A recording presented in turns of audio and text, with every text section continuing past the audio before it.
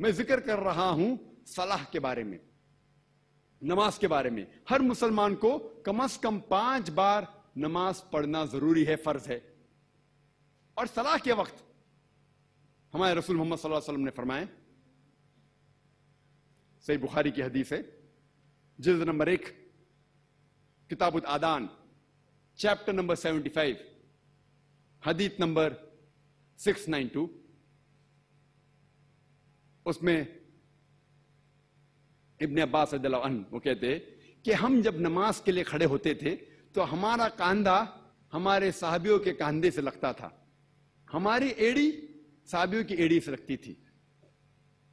اور ذکر ہے سنن ابو داؤد میں جلد نمبر 1 کتاب الصلاح چیپٹر نمبر 245 حدیث نمبر 666.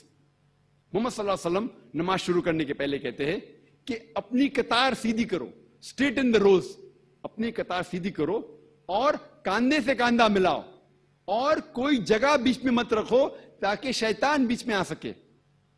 محمد صلی اللہ علیہ وسلم اس شیطان کا ذکر نہیں کر رہے تھے جو آپ اونیڈا ٹی وی ایڈ میں دیکھتے جس کے 2 سنگ ہیں اور 1 دم ہے. محمد صلی اللہ علیہ وسلم اس شیطان کا ذکر کر رہے تھے جو ہے رنگ کا شیطان، کلر کا، جو پیسے کا، جو دولت کا شیطان ہے. اگر آپ امیر ہیں یا غریب ہے، راجا ہے یا فقیر ہے، آپ جب صلاح کے لیے کھڑے ہوتے ہیں، نماز پڑھنے کے لیے کھڑے ہوتے ہیں تو آپ کو کاندھے سے کاندھا ملانا ضروری ہے، فرض ہے. آپ سفید ہو یا کالے ہو، گیوے ہو یا پیلے ہو، اگر آپ نماز کے لیے کھڑے ہوتے ہیں تو آپ کا فرض ہے کہ آپ کاندھے سے کاندھا ملائیں. یہ عالمی بھائی چارہ ہر روز ہر دن کم از کم 5 وقت ہمیں اس کا اظہار کرنا پڑتا ہے.